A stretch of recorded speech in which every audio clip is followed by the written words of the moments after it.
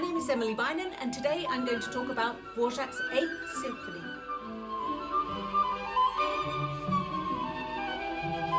Let's start by putting this symphony in its historical context. It was written just 4 years after Brahms's magnificent 4th Symphony and in the very same year as Richard Strauss's Totenverklärung. It's one of my favourite symphonies to play, and it's absolutely riddled with the most wonderful flute solos, many of them delicate little accompanying figures. But the solo which is likely to be asked in an audition appears in the last movement. The movement begins with a trumpet fanfare, and there's a wonderful quote by the great Czech conductor Rafael Kubelik. "Gentlemen, in Bohemia the trumpets never call to battle, they always call to dance." And following these trumpet calls and a few hesitant pauses, the cellos give us the theme, echoed by the bassoons. And it starts with a simple G major triad, which is vaguely reminiscent of the very first flute solo in the symphony. Thereafter, we have a series of variations, each involving more players and crawling up through the entire string section until we finally arrive at the thrilling tutti, which you may or may not be asked to play in an audition. And just in case, we'll come back to that in a moment. But what I do want to mention at this point is that this big tutti is given the metronome mark of 116, and the solo which follows is marked 126. So there has to be an exuberance about this solo, a youthful enthusiasm, if you like. So if the cellos and bassoons at the beginning are the grandfathers, then the flute solo is the crazy kid running around the garden. In the orchestra, the accompaniment is made up of 3 elements. We have a light fanfare-like gesture in the trumpet, and then quite a high singing line in the bassoons and burbling strings underneath. To start with, let's look at the dynamic structure of these 16 bars. The composer marks the beginning of the solo piano, and then the second half starts with a sforzando, which means some kind of release, or the opposite of sostenuto, if you like. And then in the 4th bar, we have a forte. And just note that in the orchestra parts underneath, there's actually printed crescendo, which we should obviously do too. Now, the issue is, in an audition, are you meant to show that you're aware that when playing this in the orchestra, you need to play mezzo forte or maybe even forte? Or do you use the opportunity to show that you know what piano means? Well, who knows what the right answer is, and maybe every audition panel or every member of every audition panel has a different idea about this, maybe having different answers on different days. But personally, I think the trick is to play quite a projected soloistic piano, but very much with a transparent and light texture of a much softer dynamic. Anyway, I always think that dynamics are not so much a matter of an absolute number of decibels, but a kind of character of sound. But do take care that if you're playing quite lightly, you don't lose any vigour or vibrancy. We're in a joyful G major, and the sound must be bursting with radiance.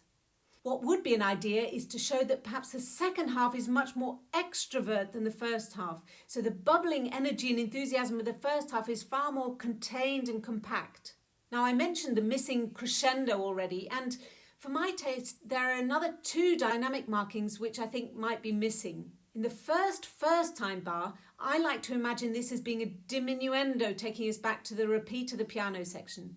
Then in the second time bar, I think we can add a crescendo here, naturally taking us back into the sforzando. Something which will make your solo burst with energy is to really focus on the articulation of the repeated notes and the accents, so we have a lot of texture giving the energy.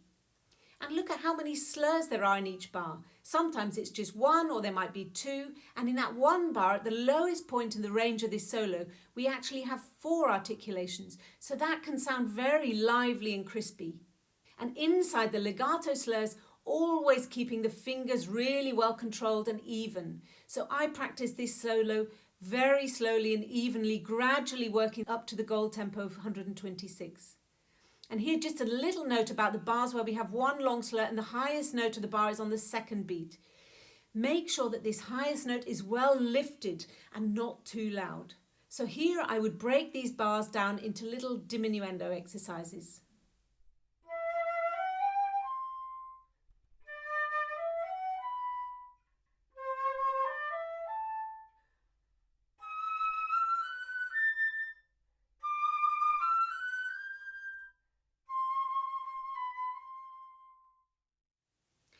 Now, we can't talk about this solo without talking about breathing.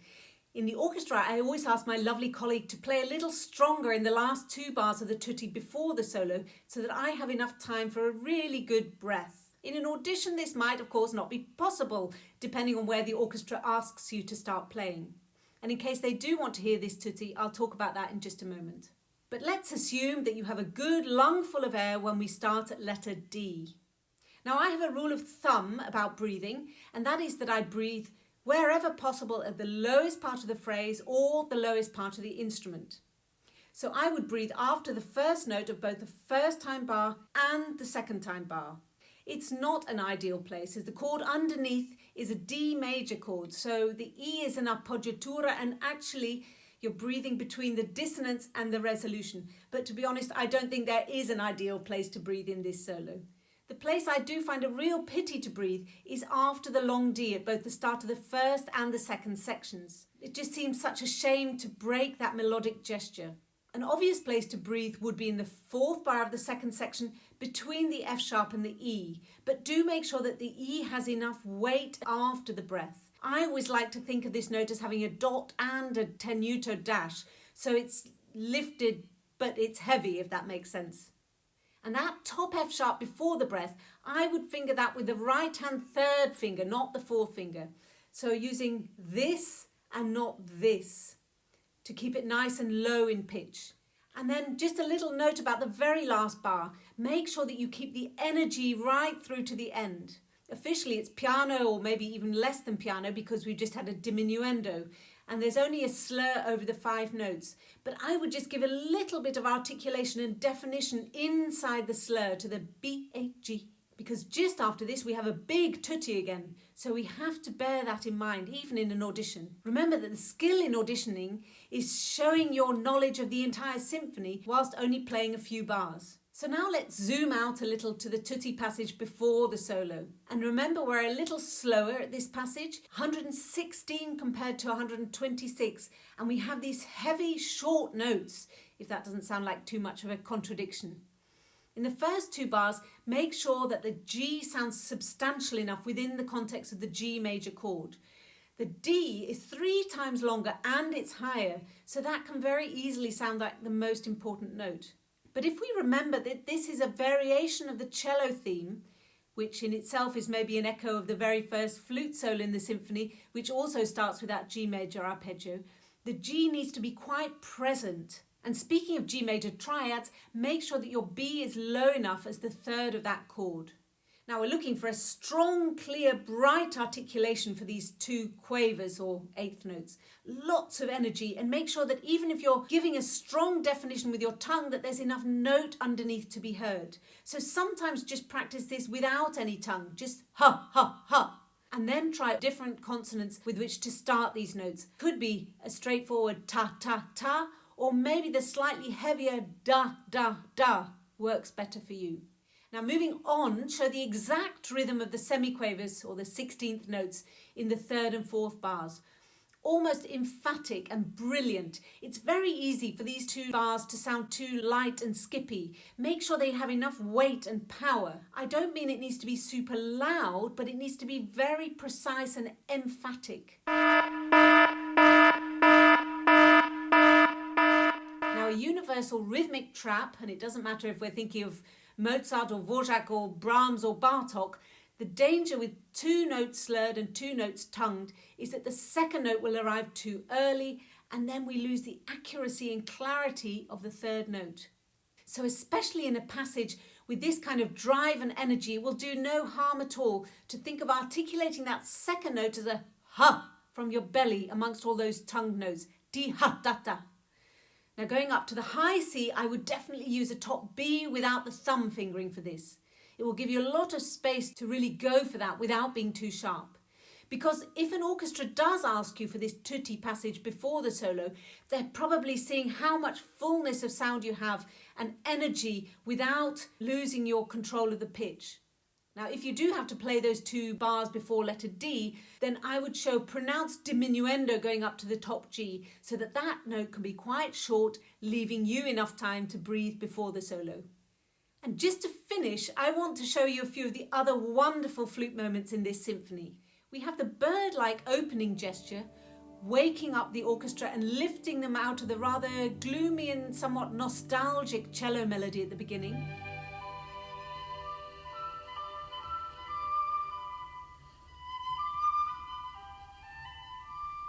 And then this rather nasty little interjection, which is unhelpfully also usually printed on an impossible page turn.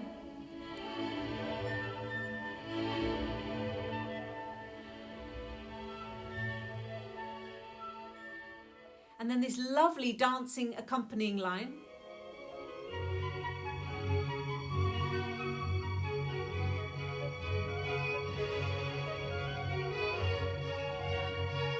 And then at the start of the second movement, these hopeful little sighs with the oboes, alternating with the darker, more intense clarinets.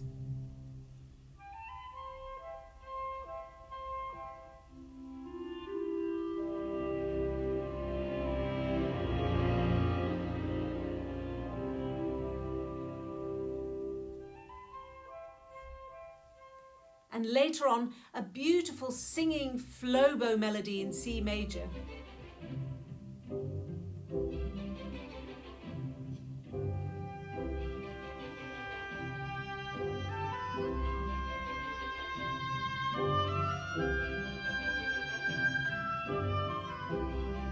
And murmuring with the clarinets at the start of the third movement.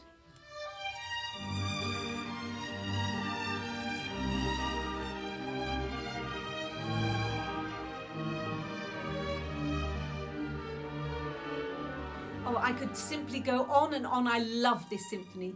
If you're preparing it for an audition, do learn the whole symphony. The entire part is filled with technical challenges and musical riches. I hope you've enjoyed this. See you next time.